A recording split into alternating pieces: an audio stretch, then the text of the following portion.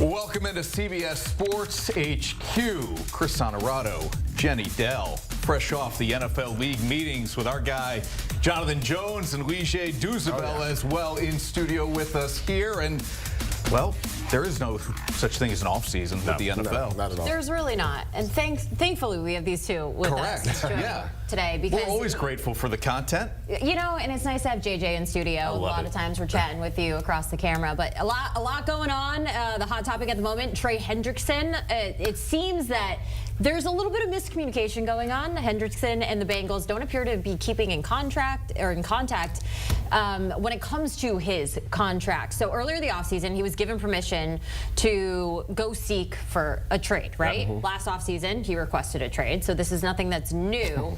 But then he comes out today and he says, you know, there really hasn't been very clear communication. So he's kind of the last missing piece of the trio of the Bengals. That's JJ, what is happening over there? So it's difficult for the Cincinnati Bengals and Trey Hendrickson because you have a guy who just led the NFL in sacks. Correct. Right?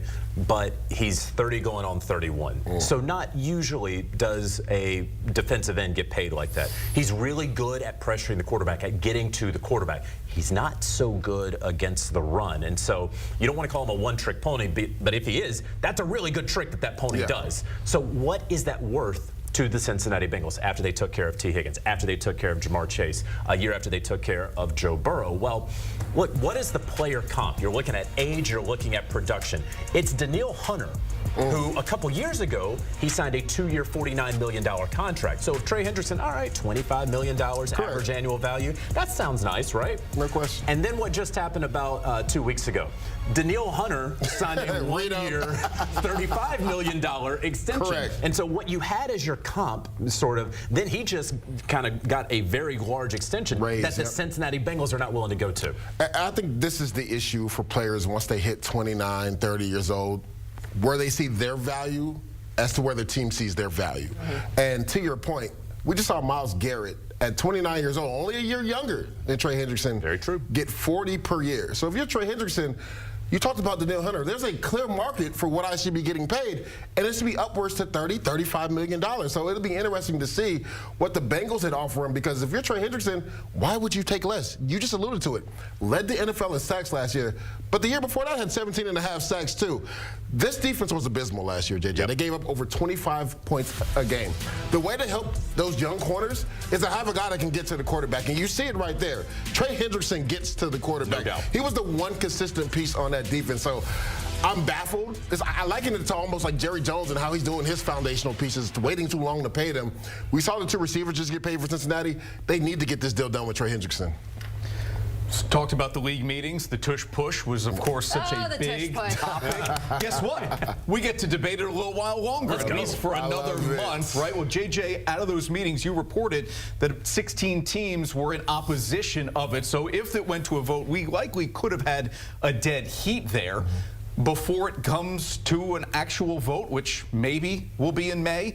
Do you expect changes made to the language of the ban? Yeah, I absolutely do. The Green Bay Packers put a rule proposal in to ultimately ban the tush push. It was a poorly written rule. You talk about immediately shoving the quarterback as he goes over the center. Well, okay, what happens when he goes over the guard? What is immediate to one person is different than immediate to another. So it was always poorly written, but at the crux of it, at least what people said, was that this is about player health and safety.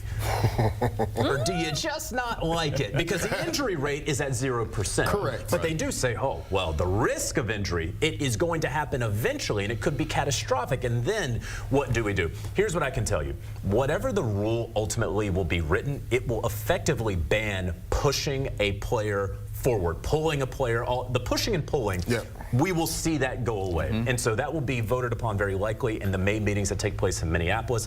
I'll be there. We'll be reporting right here for CBS Sports HQ. But you have probably, that play right there, that Leger, is that a pretty play? I love it. No. Is it a pretty play? What's the definition of pretty? I mean, it is an ugly play. It is effective, but it is ugly. And if I don't think it's ugly. Okay, well, then we're not going to agree. Well, this is my thing, and I love how you broke it down at the end, because I sat down with competition committee chair Rich McKay, and that was his thing, the way it was written up by Green Bay, because when you talk about it, there's going to be so many nuances to pushing and pulling a player. Do you throw a flag if Saquon Barkley is running and the offensive line comes behind him and starts pushing? Like, there's so many nuances to this rule, and I think that's why they tabled this vote. You talked about it was dead heat, but it needed 24 votes for this to go into effect. So I'm like most of the defensive coaches that came out and said, you don't punish a team because they do something better than you. Figure out a way to stop it. And when you look at the tush push this year, Philadelphia got stopped 3 or 4 times. Now, again, when Jason Kelce was there, it was almost automatic. That's right. But they actually got stopped a few times. So I find it funny that teams are, coming out and saying that, I don't like this tush push. It's not football. It's rugby. It's like a rugby scrum. Yeah. My thing is, the Eagles are just smart because they found a way where they have this quarterback. They have a strong offensive line. They have running backs in the back that are strong, where if it's 3rd and 1, 4th and 1, we're at the goal line, we're getting in the end zone. There's no doubt. And until you can stop it, we're going to continue to do it. So, JJ, you said you think it passes in some form. I think that we will. I think we have seen the last tush push. Yeah. I do believe that we have seen the last tush push. The pushing, the pulling, the health and safety, whether it is on a tush push or down the field trying to get a first down and the offensive lineman come and shove that guy in the back. I think that is what we can agree upon probably endangers player health and safety. Agree or disagree? Well, I disagree with that because you alluded to it earlier. There's no medical data showing that this is a play that causes a higher injury rate. No, so my thinking, what is going to be the reason for taking it away? You take away all the pushing and pulling anywhere on the football field. That's where it's going to ultimately be taken away. And so that will effectively ban the tush push. It'll also ban when that guy's forward momentum is stopped, and then you see everybody rush down the field to get him to hurt. That's going to be done as well. Yeah. All right, so we were talking hot topics off the top, and we can't get through this segment without talking about Aaron Rodgers. Contractually obligated to talk about what we do here. So according to CBS Sports, our research team, they put together a pros and cons list. So as of right now, it seems that Aaron Rodgers might end up as a Pittsburgh Steeler. That seems to be his best option out there. There's also whispers about the Minnesota Vikings maybe coming through at the end, but Steelers, that's where we're at. So, JJ, you look at this list, okay, and you got your pros, you got your cons. Is there a pro that outweighs all the cons? And then I'm going to ask on the flip side, is there a con that outweighs the pros? Look, he certainly did get better with his mobility. We have seen that time and again when guys are coming back from Achilles. Usually they look better later than they did earlier on. Remember when Kirk Cousins in his first game basically couldn't walk out there on the field, and he improved his mobility. Other things in Kirk Cousins' game went away, right? No question. And so if you are a football coach, if you are a football evaluator, you believe that Aaron Rodgers will look more like the second half of the season Aaron Rodgers, and that trajectory and that arrow will be pointed up. Maybe you're fooling yourself, maybe you aren't. He will ultimately be a Pittsburgh Steeler in large part because this is what makes the most sense for all parties. It makes the most sense for Aaron Rodgers, who does not want to go out on his career, a first ballot Hall of Fame career, on that note with the New York Jets. It makes sense for the Pittsburgh Steelers because they're not going to enter week 1 with Mason Rudolph as their starting quarterback because they want to get back to the playoffs because they want to break their playoff winning drought. And so it will happen. And Leger, they're not actually playing football right now. Aaron Rodgers likes to take his time. We've been doing this Aaron Rodgers saga, soap opera, whatever you want to call it, for a half decade now. He's going to decide whenever he wants to decide. The offer is the offer. He will be a Pittsburgh Steeler. And JJ, when you talk about cons, to me, that's the number one, right? It's going to be on Aaron Rodgers' time. So if you're the Pittsburgh Steelers, he's kind of got you hostage right now because, to JJ's point, do you start the season with Mason Rudolph?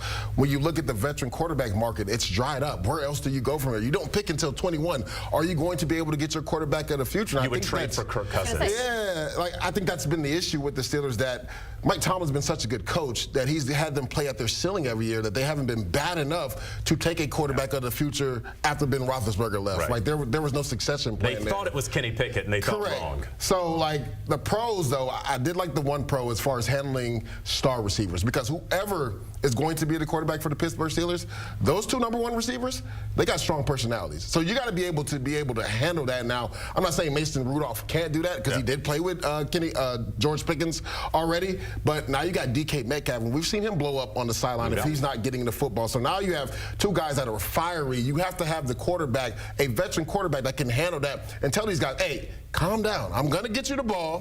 Don't worry, but let's work together. Yeah, so you may have some distractions with those wide receivers, so you want to get a quarterback who's not going to be a distraction. So you've got to get maybe it just all balances out. Who's the bigger distraction?